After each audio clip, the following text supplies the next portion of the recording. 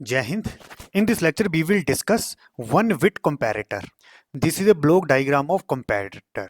There are two inputs A and B. This is a one-bit comparator. At a time, जो A और B होगा वो single bit होगा. For example A 1 है तो B कोई एक सिंगल बिट होगा. फॉर एग्जाम्पल मैं 0 लेता हूं तो एट ए टाइम A और B सिंगल बिट होंगे.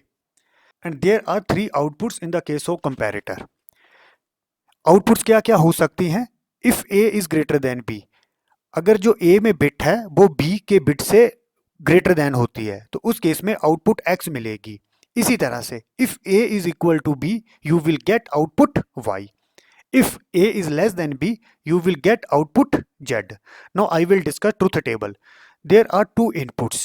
And inputs at a time you will apply single bits in input. So how many possible combination in binary? 4, 0, 0, 0, 1, 1, 0, 1, 1. These are the three outputs X, Y, Z. अब class initially A और B में 0, 0 apply करते हैं तो ये दोनों bits एक दूसरे के इक्वल हैं. तो उस केस में Y आउटपुट में लॉजिक 1 मिलेगा, रेस्ट आर 0. अगेन 1 1, दोनों बिट्स सेम है तो अगेन A और B इक्वल है तो Y में आउटपुट लॉजिक 1 मिलेगा, रेस्ट आर 0. अब बच्चों A में 0 B में 1 तो मैं क्या बोलूंगा? A is less than B, तो उस केस में Z में output 1, rest are 0. Again A में 1 B में 0. A bit is greater than B. In that case, at X output, you will get logic 1, rest are 0. Now I will write logical expression and I will use SOP form. First, I will write logical expression for X. Here I am getting output 1. Output X के लिए logical expression क्या होगा? 1 को लिखेंगे A, 0 को लिखेंगे B bar. इसी तरह से बच्चों अब Y के लिए लॉजिकल एक्सप्रेशन लिखेंगे. Y के लिए आउटपुट 1 कहां कहां मिल रहा है? एक यहां पर मिलता है, एक यहां पर मिलता है.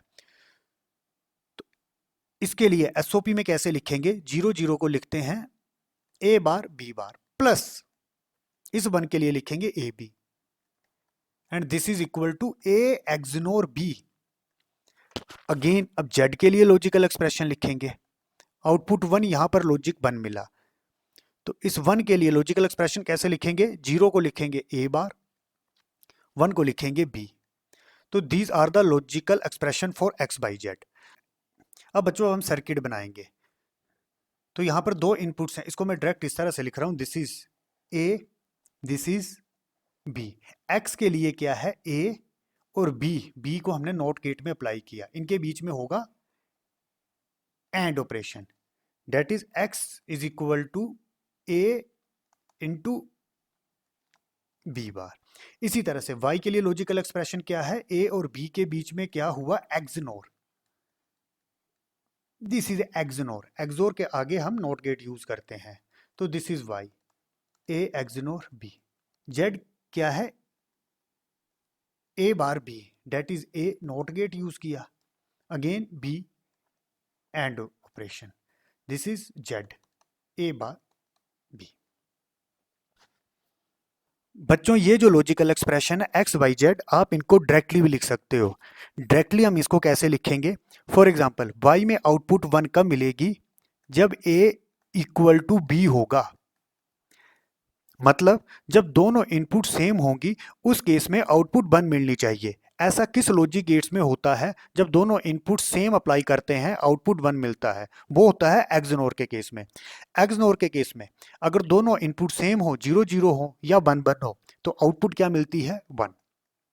तो सिंपली Y में आउटपुट 1 कब मिलेगी? जब A इक्वल टू B होगा, डेट इज लॉजिकल एक्सप्रेशन क्या होगा? A XNOR B.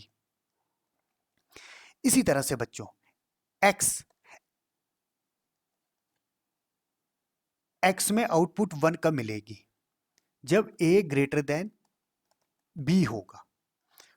ये कैसे हो सकता है? A की वैल्यू 1 होगी और B की वैल्यू 0 होगी. तो अगेन इसको कैसे लिखेंगे? हम एसओपी पे लिख रहे हैं, 1 1 को लिखेंगे A, ग्रेटर देन है इसके लिए यूज करेंगे एंड डॉट. अब क्लास b की वैल्यू है 0, इसको 1 बनाना है तो 1 कैसे बनाएंगे, यहां पर लिखेंगे b और ऊपर यूज करेंगे complement a dot B bar. आप देख सकते हो दोनों सेम है।